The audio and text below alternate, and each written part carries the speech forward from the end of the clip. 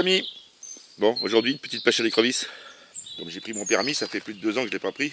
Alors, je vais vous expliquer un petit peu le truc pour bien les pêcher. J'avais déjà fait une vidéo là-dessus, mais je vais en refaire une autre. Puisque là, je vais emmener le trépied et tout, comme ça, vous allez pouvoir me voir faire. Donc, il y a plusieurs trucs à respecter. Déjà, la taille des balances. Il y a une taille particulière et il y a un maillage de filet particulier pour être dans les normes. Alors, il y a des endroits c'est 10 mm, d'autres endroits c'est moins. De toute façon, on s'en fout parce que 10 mm c'est très bien. Donc, voilà, il faut les prendre de cette forme-là, c'est-à-dire 2 cerceaux, 3 fils, et sur le fil, il faut absolument monter un bouchon. Mais un petit bouchon, moi c'est un cube de styrodure qui est monté sur le fil, vous voyez, avec un nœud ici pour pas qu'il monte plus haut.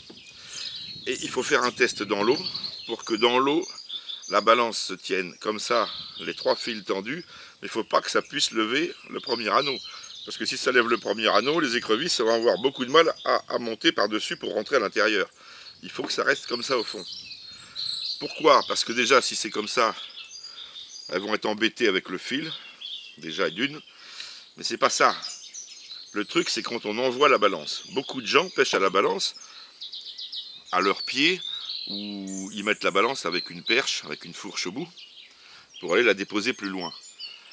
Moi, les balances, je ne les pose pas à mes pieds, je les envoie au milieu de la rivière, moi. Puisque généralement les bords sont assez pêchés, mais le milieu de la rivière est quasiment jamais pêché. L'avantage, c'est quand on fait ça, on la balance, comme ça, et on l'envoie. Et si on l'envoie comme il faut, quand elle va tomber dans l'eau, avec le bouchon, le temps qu'elle aille au fond, elle descend parfaitement à la verticale, comme ça. Hop. Et c'est le bouchon qui va tenir la balance dans le bon sens. Donc ça vous permet de lancer relativement loin. Moi je les balance à... Enfin, rivière, attention, c'est dans des petits cours d'eau que je vais... mais on peut faire en grande rivière, on peut faire en étang. Il y a des endroits c'est infesté, de plus en plus. Alors là je vous montre, je vous explique tout maintenant. Et après, je vous montrerai quand on va y aller. Je vais sûrement y aller en soirée. Et je vous montrerai sans plus d'explications. Toutes les explications vont être ici. Donc, très important de mettre un petit flotteur qui ne lève pas le premier anneau, mais qui tend la corde, ce qui permet à la balance de bien se placer. C'est surtout pour le placement de la balance. Au niveau des appâts, alors bien sûr, vous mettez un fil suffisamment long. Hein. Moi, j'ai une bobine, là, vous voyez, ici. Voilà, avec un nœud coulant, enfin une boucle à la fin.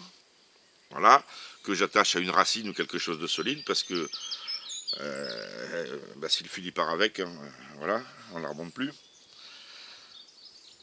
Après, vous allez placer un appât sur la palette. Là, il y a un petit ressort. Là, c'est d'ailleurs merdique ce système, mais bon, ça fonctionne quand même. Et alors, il y a un appât de choix que je vous montre. C'est pour ça que je vais aller aux écrevisses, c'est parce que j'ai mangé des crevettes et j'ai gardé les têtes. Donc ça, c'est sûrement le meilleur appât qui soit pour les écrevisses. Ça, c'est le truc à écrevisses. Parce que ça a beaucoup d'odeur. En plus, là, elles ont une journée et demie qu'elles sont comme ça à l'extérieur. Je peux vous dire, ça dégage à mort.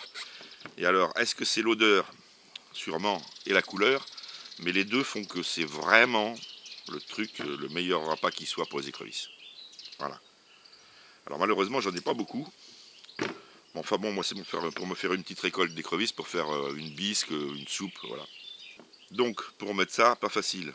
Alors, pour pêcher les écrevisses, il faut le permis. Il faut des balances aux normes. Et c'est un maximum de 6 balances par pêcheur. Donc j'ai pas beaucoup d'appâts. Je vais regarder combien j'en ai, voir combien je vais pouvoir en faire. Si je mets 3 têtes par balance, bon, ce que je vais faire, c'est que je vais rajouter des petits poissons avec, pour arriver à partager, à faire au moins 2 recharges. Donc je vais les piquer tout simplement avec une aiguille, et puis plusieurs fois faire une boucle que je vais pouvoir attacher dans le ressort là. Bon, mon fil ça marche pas terrible pour les attacher avec l'aiguille, c'est pas génial, c'est trop fragile. Donc je vais faire des petits saucissons. J'ai fait des petits saucissons avec du fil. Et puis en fait, ce qui va le mieux, c'est de l'élastique tout simplement. L'élastique à pas, hein, vous voyez. Oula, j'ai fait des conneries là-dedans. Bon, ça, vous trouvez les bobines sur AliExpress pour un prix dérisoire. En plus, ça s'allonge, je vous dis pas la longueur. Donc, c'est génial. Bon, allez. Il y a des nœuds là-dedans, c'est pas grave.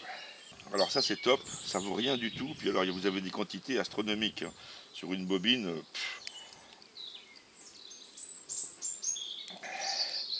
problème, c'est que si je ne les attache pas, elles vont me tirer dessus, elles vont tout embarquer. Donc vous enroulez bien serré.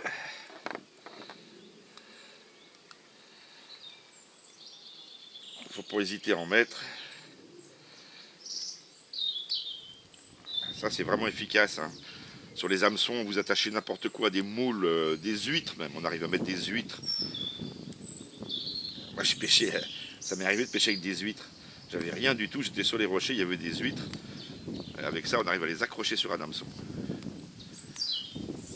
Et puis alors, le poisson, il s'en fout, hein. Le fil, il en a rien à foutre. Il mord dedans comme s'il n'y avait rien. C'est pas grave. Voilà, vous faites une clé ou deux à la fin. Ce qui n'est pas obligatoire. Vous tirez, pouf, c'est saucissonné. Impeccable. Puis là, ça se détend pas. Après, avec leur sort bien pris au milieu, elles vont en baver pour les enlever. Voilà. Donc après, il suffit de saucissonner toutes les autres.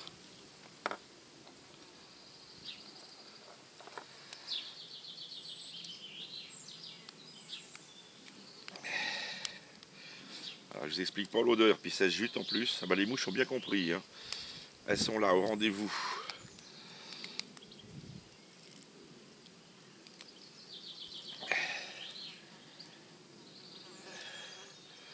Ah, il va falloir que je démêle cette bobine, parce que là, je tourne avec 3 fils en même temps. C'est pas bien gênant, remarque. Voilà, donc il suffit de saucissonner tout. Et puis je vous reprends après. Voilà, donc là, je manque vraiment d'appât, mais c'est pas grave. J'en ai fait 12. Donc ça, j'ai sorti des petits gardons que j'avais mis de côté au congélateur. C'était pour pêcher le cendre au mort posé. Donc voilà, ils sont passés avec. Tant pis, c'est pas grave, on en repêchera d'autres. Voilà. Couvercle. Je vais quand même les mettre au réfrigérateur. Parce qu'autrement... Voilà, bien fermé parce que... Et je vais aller rincer la boîte parce que je peux vous dire que ça sniffe bon, hein. Voilà. Il faut savoir une autre chose. Il est interdit de transporter les écrevisses vivantes. Donc il faut les tuer. La meilleure façon, c'est de les châtrer. Donc sur la queue arrière de l'écrevisse, vous avez la nageoire centrale. Juste sous la nageoire centrale, vous avez l'anus. Vous prenez la nageoire centrale de la queue, vous faites un demi-tour, ça va craquer et vous tirez. Et vous allez sortir l'intestin, qu'il ne faut pas laisser parce que ça donne un goût amer. Ça va la tuer de toute façon, et en plus, comme ça, le boyau sera retiré. Interdit donc de les transporter vivantes dans votre véhicule. Vous avez 2 espèces invasives en France. Je vous mettrai le lien de la première vidéo où c'est expliqué. Je la mettrai à la fin de la vidéo. Vous avez l'écrevisse de Louisiane et l'écrevisse de Californie. La Louisiane, c'est l'écrevisse qui est relativement rouge avec des pinces de petite taille et beaucoup de pics sur la peau. Vous avez plein de petits pics partout sur la peau. Enfin, sur la carapace.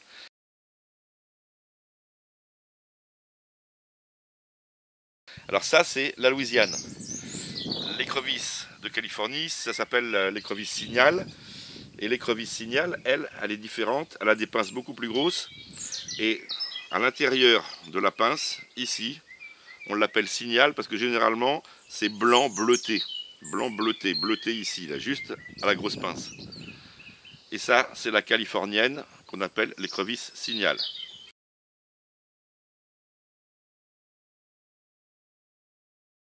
Voilà, ces 2 écrevisses sont pêchables. Il existe également d'autres types d'écrevisses américaines que je n'ai pas chez moi. Sachez que les écrevisses autochtones de la région, sont protégés et qu'il est interdit de les pêcher. Voilà, donc faites bien la différence dans les écrevisses. On ne peut pêcher que les invasives qui viennent d'Amérique. Et qui sont en train d'envahir tout, bouffer les digues, creuser tout. Et alors ça détruit absolument tout, sachez-le. Où vous avez beaucoup d'écrevisses, vous n'avez plus de poissons, c'est terminé. Ça détruit tous les œufs, ça mange les feuilles, ça mange tout. Et les densités sont complètement folles. Je vais vous montrer où je pêchais, j'en ai sorti plus de 100 au mètre carré. 100 au mètre carré. Et là, ça fait 2 ans que j'y suis pas allé, ça sera la surprise. Mais je ne suis pas le seul à pêcher à cet endroit-là, et je peux vous dire que je vais encore en prendre 100 au mètre carré, c'est quasiment inéluctable. C'est une densité de folie. Ça creuse des galeries hyper profondes. Dans le fond de la rivière, on n'en voit pas beaucoup.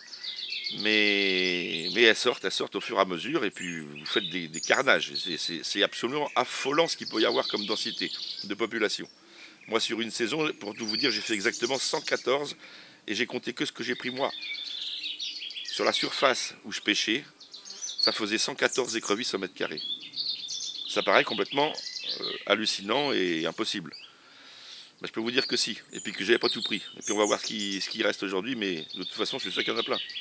À part si ça a été pêché à outrance depuis l'ouverture, j'en sais rien. On verra ça, mais bon, vous allez voir, je vais en prendre, ça c'est inévitable. Bon, eh ben, on se rejoint.